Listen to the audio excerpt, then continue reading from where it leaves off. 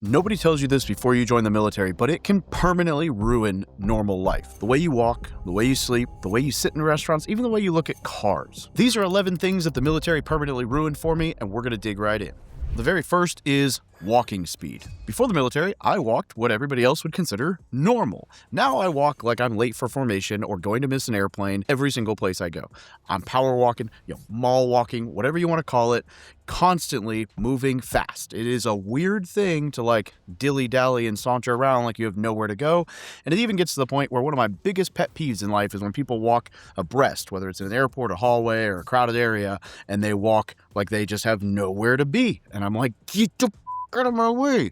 It drives you nuts in the military. Everybody just walks fast. That is just something that happens while at recruit training. Airport, grocery store, parking lot, church, doesn't matter. You're power walking. Why are you walking so fast? Well, I don't know. I've just been aggressively power walking everywhere for the last 15 years of my life, and that ain't gonna change now. The second is when you see a uniform in public. Before the military, I probably would have looked up to that and be like, wow, that's cool. Look at that. They're a military guy. Now one of two things happens. I either A, turn into the uniform police and immediately start judging everything about how they're wearing their uniform, or B, I start making fun of them in my head because only losers wear their uniform out in public.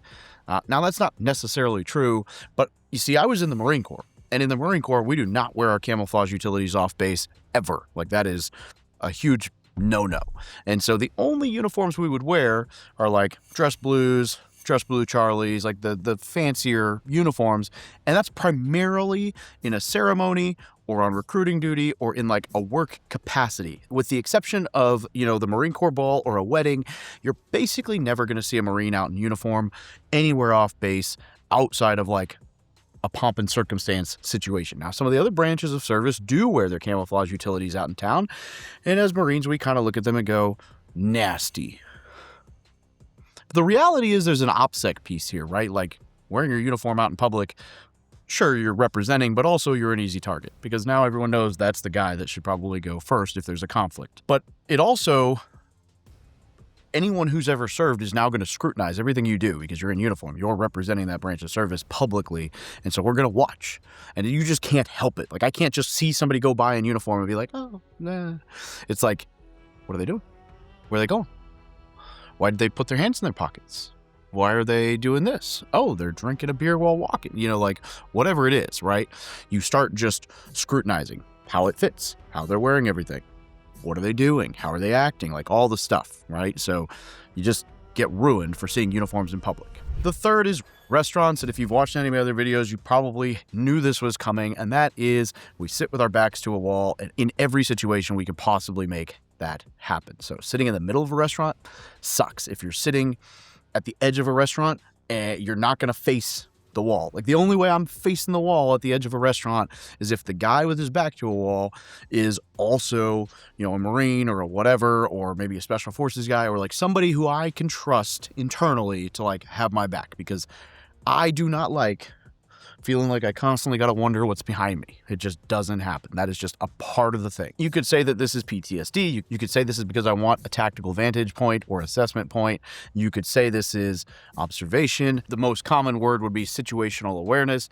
You could also just say that somehow, some way, I have internalized the idea that Texas Roadhouse is a combat zone and needs to be treated as such because I can't let my damn guard down. Number 4 is sleep. Before the military, I could sleep in. Just last week, I was out and about traveling and I met a young lady. After dinner, we went and got some drinks. We stayed out till like 1:30 in the morning.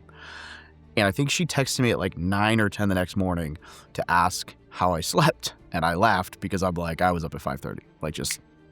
I woke up before my alarms, even after a couple of drinks, staying out late, doing the thing, just happens. It is habit.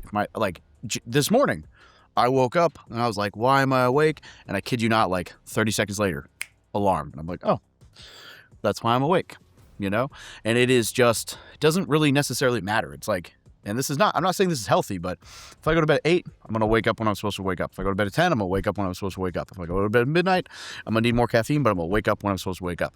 It just is what it is. So sleep is just one of those things that has changed. Now you can sleep anywhere, right? Like sleeping on an airplane, sleeping in a car, sleeping, like all that stuff becomes just kind of natural. Sleeping on the ground, sleeping on whatever, but sleeping in, gone. It's a weird thing. The fifth one is military movies.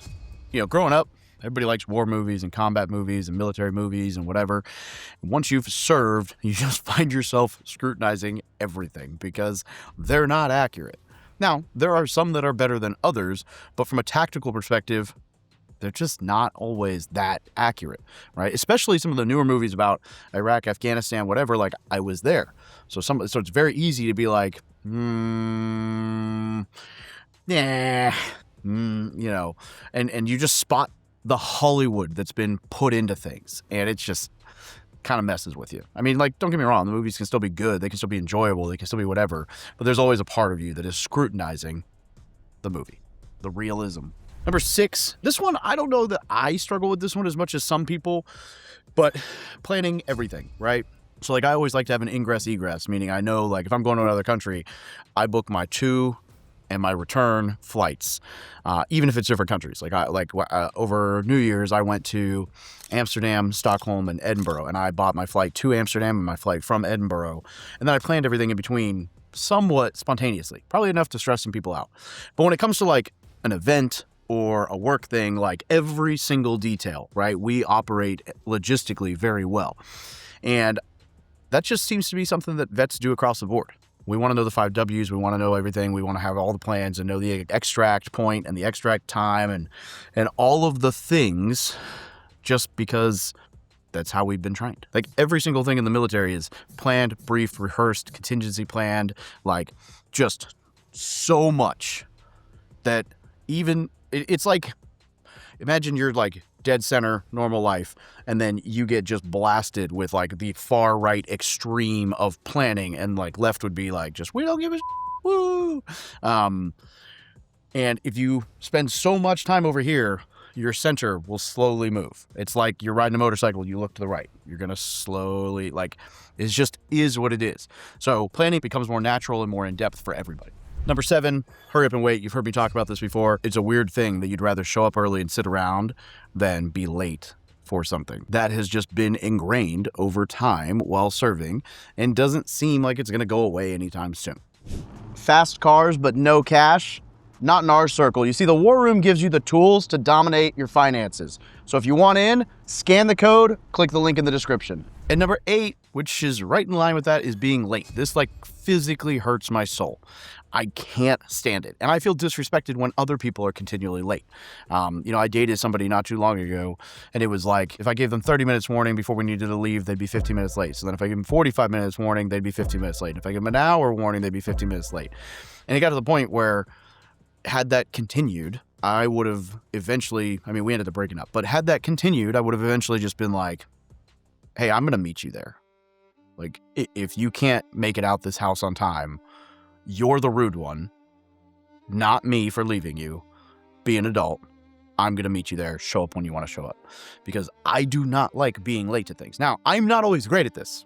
People who are close to my circle will tell you I often run a little bit late because I think I can sandwich a million things together and everything's going to go right. And there are usually external factors. Life happens. And when that happens, it drives me nuts. I get into not a frenzy, but I will be nope, I'm out. And it is what it is. And so I try very hard to be earlier on time at the very least to everything. Now, inevitably, it's avoidable. But I will also, if I'm running late, tell you ahead of time, hey, I'm running 5 minutes late. Because I value that rather than being just show up oh, nothing happened, The island time thing drives me bonkers. Number 9 is camping. Now, I'm sure there are still plenty of service members who love camping. I can think that maybe on one hand, the number of times I've gone camping since serving. And I was an Eagle Scout before the Marine Corps. I used to camp all the time. After serving in the military, it's just the field kind of ruins it for you. I would imagine the people who still love camping probably didn't spend a ton of time in the field because it just is not fun to be out in the field training, living in tents, doing whatever. And so it's why would I voluntarily do that to myself? So unless it's a really nice, the last time I went camping was in Alaska, totally off grid, backpacking, that was great. But I'm not voluntarily disappearing to go camping on weekends. Just doesn't sound relaxing. And it probably is, but it's been so long since I relaxed doing that. All my other camping experiences were strenuous field training exercises that were miserable. So now I'm skewed to where that just does not sound like peaceful fun like it used to. The 10th is bad leadership. Once you've been in the military for a little while, you've experienced both good and bad leadership. You can just spot it immediately. And you no longer really have any tolerance for bad leadership. You don't have a problem speaking up or correcting something or saying like, hey, no, that's not what you said. You said this. Like, there's no sheepish. Employers love service members because we get done. They probably also hate service members because we will tell them when they're wrong, which is not like the norm in corporate space, right? It's very kind of PC, dance around things, blah, blah, blah. And military ain't that way. And so when you've got a bad boss or disorganized team or people avoiding responsibility, you find it very easy to sit there and be like, this could have been fixed. Like, if you took accountability for this, or if you did this, or if we sat for 10 minutes on a whiteboard and planned this out, this could have been executed correctly. And so it's very easy to just like obliterate bad leadership and just jump right into solve and fix and fix and fix and fix, which is great unless you're the bad leader, then you don't like us. Number 11 here is cars outside military base. This is somewhat joke, somewhat not, because I absolutely still see it. I used to think Mustangs, Chargers, Camaros, all that stuff was cool. Now that I've been in the military, every time I see it, I just think like dummy 3, dummy 4. Hope we got under 20% interest, like, because in the military, there's all these guys and girls who get these cool cars at outrageous interest rates, and it'll be like a Mustang V6 with an upgraded exhaust and a fake 5.0 badge, or a Mustang 5.0 debadged, or whatever. And they're like almost cool cars, but they're like they're so eager to get into it that they buy the low end of the spectrum on crazy interest terms rather than buying a beater and waiting till they can buy a cool car. It is what it is, right? I say this as a guy who drove a 2011 or 2013 beat up beige Volkswagen Jetta diesel for 100,000 miles and now has a 2025 Corvette Z06 that looks like the Batmobile. So delayed gratification here, guys. Like, the Mustang 5.0 ain't that cool. It's not going to get you laid, at least not any more than your other cars would. Save your money.